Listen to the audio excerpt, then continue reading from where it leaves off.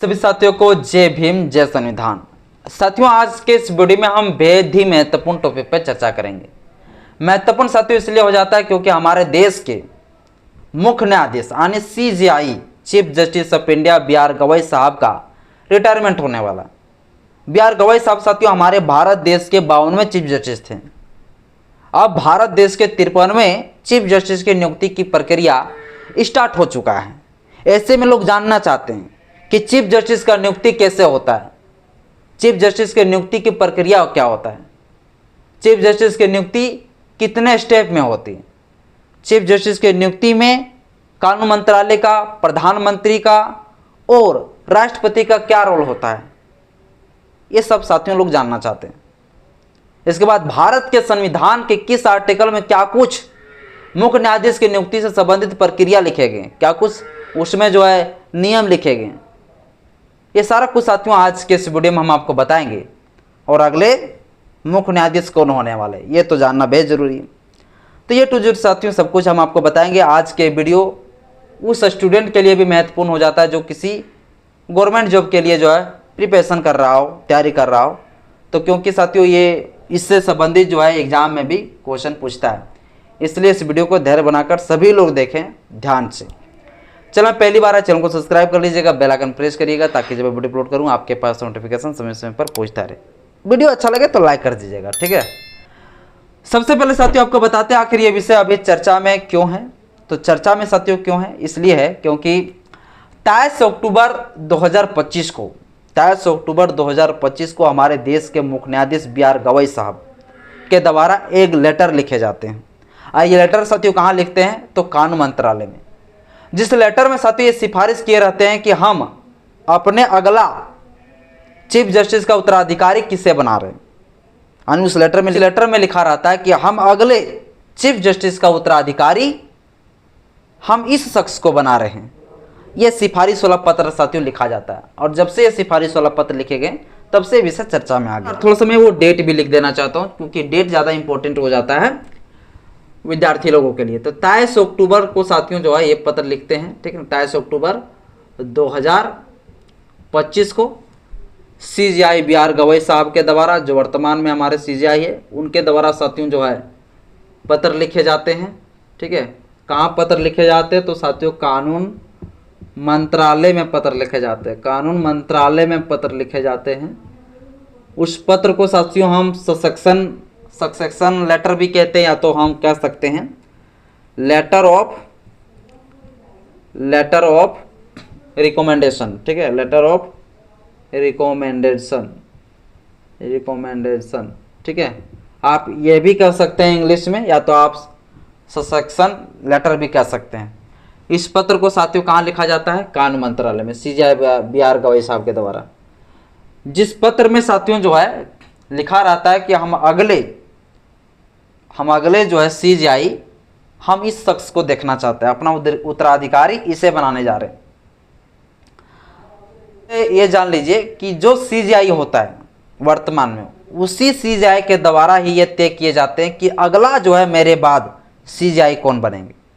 जैसे मान लीजिए सपोज दैट साथियों ये नंबर में अभी जो है CJI कौन है, तो CJI ये नंबर में अभी है BR गवई।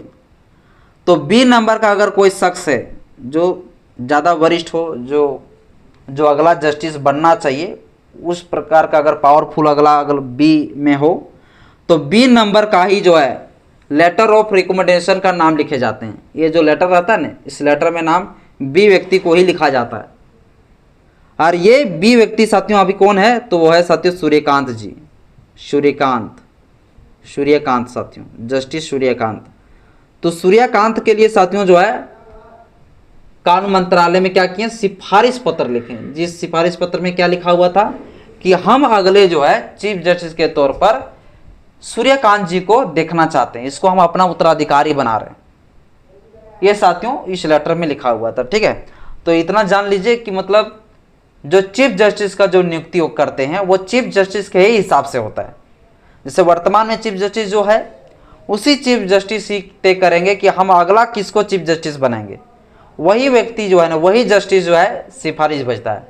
ये जो लेटर ऑफ रिकमेंडेशन में जो नाम लिखता है वो वही जस्टिस लिखते हैं जो वर्तमान में रहता है। तो वर्तमान में कौन है? CJI-BR Gavai sir. CJI-BR Gavai साहब क्या किए? कानून मंत्रालय में जो लेटर लिखा, उस लेटर में लिखा हुआ था कि हम सूर्यकांत जी को जो है अगला हम अपना उत्तराधिकारी बनाने जा रहे हैं, कि अगला हम मुख्य न्यायाधीश इसे ही बनाने जा रहे हैं। तो यहाँ आप लोगों को कंप्लीट हो गया होगा कि अगला जस्टिस हमारे कौन बनने वाले हैं, तो सूर्यकांत जी, जस्टिस सूर्यकांत जी। अब चलिए अब हम आपको आगे समझाते हैं, ठीक है।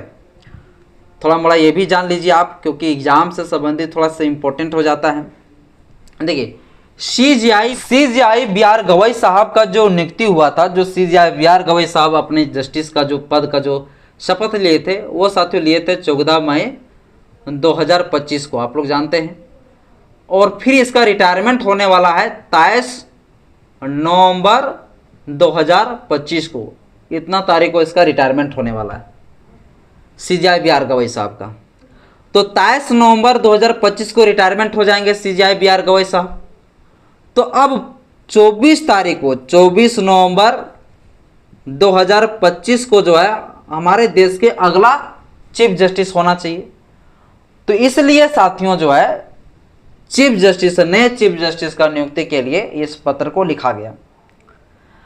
और एक चीज मैं बता दूं कि नियुक्ति से 1 महीना पहले ही जो है ये लेटर लिखा जाता है, यानी कि अगला मुख्य न्यायाधीश जो बनाना है, तो अगला मुख्य न्यायाधीश बनाने से ठीक 1 महीना पहले ही लेटर को लिखा जाता है, क्योंकि 3 स्टेप में जो है वो लेटर पहुंचता है। ये पूरा सिफारिश जो होते हैं नियुक्ति वाला जस्टिस का, वो 3 स्टेप में होता है, स्टेप बाय स्टेप जो है वो लेटर जाता है। इसलिए 1 महीना पहले से ही ये प्रक्रिया चलाई जाती है।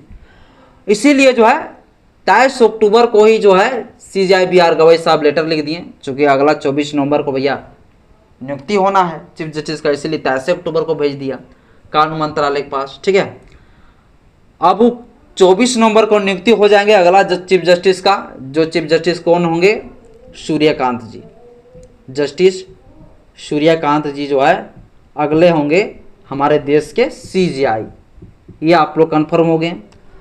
और 24 नवंबर 2025 को जब सूर्यकांत जी शपथ लेंगे तो इसका कार्यकाल कितना साल तक चलेगा? इसका कार्यकाल साथियों 9 फरवरी 2027 तक चलने वाले हैं। 9 फरवरी 2027 तक जो है सूर्यकांत जी का कार्यकाल चलेगा, यानी कि CJI हमारे देश का 2027 तक रहेंगे, हमारे देश के मुख्य न्यायाधीश रहेंगे सूर्यकांत जी।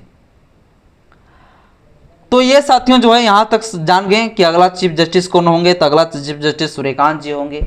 कितना दिन के लिए होंगे? तो 9 फरवरी 2027 तक रहेंगे ये, है ना। और 24 नवंबर को इसका नियुक्ति हो जाएगा। और पिछला टाइम में जो BR गवई साहब था उसका नियुक्ति 14 मई 2025 को हुआ था, 23 नवंबर 2025 को उसका रिटायरमेंट होने वाला है। इसलिए कानून मंत्रालय के पास जो है ससेक्शन लेटर जो है, जिसको हम लेटर ऑफ रिकमेंडेशन कहते हैं, उसमें साफ तरीके से कहा गया कि हम इसे जो है किसको, सूर्यकांत जी को अगला चीफ जस्टिस हम बनाने का सिफारिश करते हैं। तो अब साथियों हम आगे बताते हैं कि आखिर जो है अब कितना स्टेप में जो है चीफ जस्टिस का नियुक्ति होता है, ठीक ना। स्टेप में लेटर किसके पास पहुंचता है? तो पहला स्टेप में साथियों जो लेटर पहुंचता है वो कानून मंत्रालय के पास पहुंचता है। कहाँ पे? कानून मंत्रालय के पास पहुंचता है। कानून मंत्रालय के पास सबसे पहले लेटर पहुंचता है। तो कानून मंत्रालय का भी हेड कौन है? तो कानून मंत्री हमारे देश का अर्जुन राम मेघवाल जी हैं। तो सबसे पहले उनके पास पहुंचता है। कानून मंत्री साथियों फाइनल जब ये तय कर देते हैं कि हाँ चलिए हम इसे अगला चीफ जस्टिस के तौर पर देखना चाहते हैं, यानी कि वो समर्थन दे देता है, तो फिर उसी लेटर को साथियों आगे फॉरवर्ड किया जाता है। अब आगे जो फॉरवर्ड किया जाता है साथियों कहाँ किए जाते हैं? तो PMO ऑफिस, ये साथियों किए जाते हैं प्रधानमंत्री जो होते हैं उनका कार्यालय में जो है, प्रधानमंत्री के कार्यालय में साथियों जो है इस लेटर को आगे सेंड किया जाता है, फॉरवर्ड किया जाता है, ठीक है। अब फाइनल साथियों यहीं से सिफारिश जाता है कहाँ पे? तो प्रेसिडेंट ऑफ इंडिया, यानी कि हमारे देश को जो राष्ट्रपति होते हैं, इसके बाद साथियों राष्ट्रपति के पास फाइनल सिफारिश जाता है। यानी कि सबसे पहले CJI-BR गवई साहब लेटर कहाँ भेजें? तो कानून मंत्री के पास, फिर कानून मंत्री से कहाँ आया? PMO ऑफिस, फिर PMO ऑफिस से कहाँ आया? राष्ट्रपति। तो फाइनल काम होता है किसका? राष्ट्रपति का है। तो फाइनल साथियों चीफ जस्टिस का नियुक्ति कौन करता है? तो राष्ट्रपति। हमारे देश के जो राष्ट्रपति होते हैं उन्हीं के हाथ में रहता है अब चीफ जस्टिस का नियुक्ति करने का काम।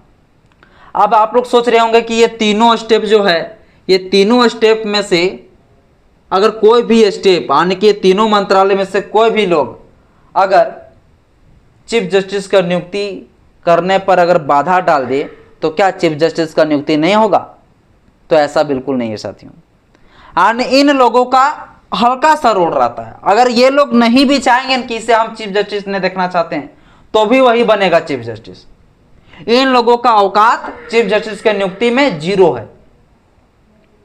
भारत का संविधान का जो आर्टिकल 124 का क्लोज जो 2 है उसको पूरी तरीके से कॉलेजियम सिस्टम जो आया है वो कॉलेजियम सिस्टम बैन कर दिया। इस आर्टिकल को मर्डर कर दिया समझ लीजिए, इसका कोई रोल नहीं।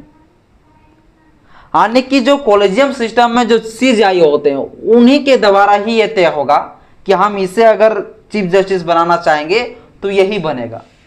तो कॉलेजियम सिस्टम का साथियों जो सिफारिश होता है वो सिफारिश को ना कानून मंत्रालय टाल सकता है, ना पीएमओ टाल सकता है और ना ही राष्ट्रपति टाल सकता है। नहीं टाल सकता है, वो मानना ही पड़ेगा। अगर एक बार टाल भी दिया और दोबारा बार सिफारिश में अगर ओकरे नाम गया तो वही बनेगा भैया मुख्य न्यायाधीश, दूसरा नहीं बनेगा कोई। 3 लोगों का औकात चीफ जस्टिस के नियुक्ति में बिल्कुल जीरो होता है, 0 बटा सन्नाटा होता है, जीरो होता है, कुछ नहीं होता है इसका पावर। अब चलिए साथियों हम आगे बताते हैं। अब ये चीफ जस्टिस का साथियों नियुक्ति से लेकर जो है संविधान में क्या प्रक्रिया लिखा गया, तो संविधान में साथियों प्रक्रिया है संविधान का अनुच्छेद 124 क्लोज 2। इसमें साथियों मुख्य न्यायाधीश के नियुक्ति से संबंधित यानी कि सुप्रीम कोर्ट में जजों के नियुक्ति से संबंधित प्रोविजन किया गया इस आर्टिकल में।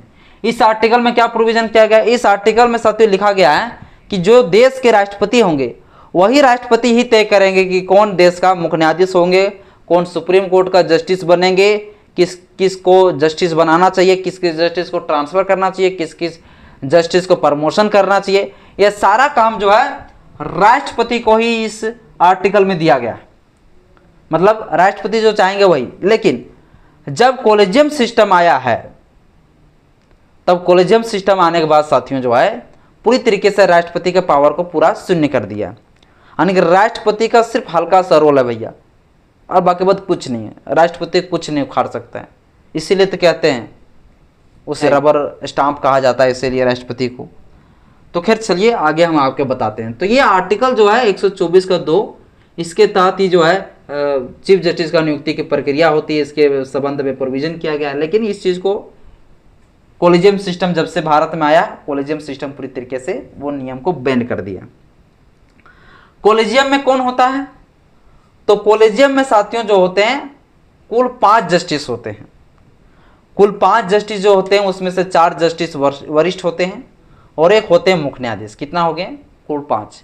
यही 5 लोग ही पूरा काम करता है, सारे जजों को ट्रांसफर करना, जजों को नियुक्ति करना, जजों का प्रमोशन करना, या अगला मुख्य न्यायाधीश कौन होगा, ये सारा काम साथियों यही 5 लोग मिलकर करते हैं। अब ये 5 लोगों में से जो सीजीआई होते हैं वही सीजीआई अपने से पीछे वाले जो जस्टिस होते हैं 4 ठोर, उसी में से एक को जो है क्या करते हैं, सीजीआई नियुक्त करने का जो है काम करते हैं, उसके लिए सिफारिश करते हैं। तो आई होप साथियों आप लोगों को समझ में आया होगा। तो चीफ जस्टिस ऑफ इंडिया जो हमारे होते हैं, चीफ जस्टिस ऑफ इंडिया यानी कि मुख्य न्यायाधीश जो होते हैं, वो मुख्य न्यायाधीश भारत के संविधान का अनुच्छेद 124 का जो 2 है उस हिसाब से इसका नियुक्ति नहीं होता है, बल्कि कॉलेजियम जो बनाया है खुद से सुप्रीम कोर्ट के 3 जजमेंट के बाद ये कॉलेजियम सिस्टम आया, जिस सिस्टम में ये प्रोविज़न किया गया कि भैया हम ही लोग तय करेंगे कि सुप्रीम कोर्ट में जज कौन बनेगा, सुप्रीम कोर्ट में जजों का नियुक्ति कैसे होगा, या तो जजों का ट्रांसफ़र कैसे होगा, हम किसको जो है सुप्रीम कोर्ट में जज बनाएंगे। यह सारा काम साथियों सुप्रीम कोर्ट के ही 3 जजमेंट में ही सुप्रीम कोर्ट खुद ही डिसाइड कर लिया कि हम कॉलेजियम सिस्टम एक ऐसा नियुक्ति वाला संगठन बनाएंगे जिस नियुक्ति में हम लोग 5 लोग रहेंगे और हम ही 5 लोग तय करेंगे कि कौन चीफ जस्टिस बनेंगे, कौन न्यायाधीश बनेंगे, ये हम ही लोग तय करेंगे। तो साथियों कॉलेजियम सिस्टम एक प्रकार का भाई भतीजावाद वाला जो है प्रथा चला रहा है, क्योंकि कॉलेजियम में जो है अक्सर होता क्या है, जो अपने परिवार लोगों में जो होता है, अपने रिश्तेदारी में जो लोग होते हैं उन्हीं लोगों को नियुक्ति करते हैं। जो साथियों हम लोग देखने को मिलता भी है भारत में। ऐसा ही यानी कि जो बाप जिसका बाप रहा है उन्हीं का बेटा, उन्हीं का पोता, उन्हीं का परपोता, उन्हीं के फलना ढेकना सारे उन्हीं लोग का रिश्तेदार लोग जस्टिस बन रहे हैं। तो इस प्रकार से साथियों जो कॉलेजियम सिस्टम काम करता है और भारत के संविधान के तहत बिल्कुल काम नहीं होता है चीफ जस्टिस के नियुक्ति में।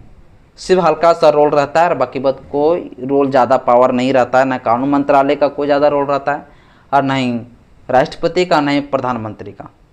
तो साथियों इस प्रकार से जो है, और हाँ यह जो होता है, यह जो पूरा अगले मुख्य न्यायाधीश का नियुक्ति वाला जो सिफारिश जब पूरी तरीके से तय हो जाता है तो साथियों गेजेट ऑफ इंडिया यानी कि राजपत्र में साथियों पूरी तरीके से ये प्रकाशित किए जाते हैं कि हम अगला मुख्य न्यायाधीश इसे ही बना रहे हैं। भारत सरकार के द्वारा साथियों ये प्रकाशित किए जाते हैं। एक चीज़ और साथियों मैं बता दूं कि चीफ जस्टिस का जो पद होता है वो तब तक रहता है जब तक वो चीफ जस्टिस का उम्र जो है 65 वर्ष ना हो जाए। 65 वर्ष होते हैं, इसके बाद उसको रिटायरमेंट कर दिए जाते हैं। जैसे अभी हमारे देश के मुख्य न्यायाधीश बी आर गवई साहब, उसका 65 वर्ष हुए, इसीलिए उसका रिटायरमेंट जो है 23 नवंबर को होने वाला, क्योंकि 23 नवंबर को उसका पूरी तरीके से 65 वर्ष हो जाएंगे। तो कोई भी चीफ जस्टिस बनते हैं तो वो चीफ जस्टिस तब तक अपने पद में रहते हैं जब तक उसका 65 वर्ष उम्र ना हो जाए। तो ये भी साथियों आप लोग याद रखिएगा। जय भीम, जय संविधान, जय विज्ञान, जोहार।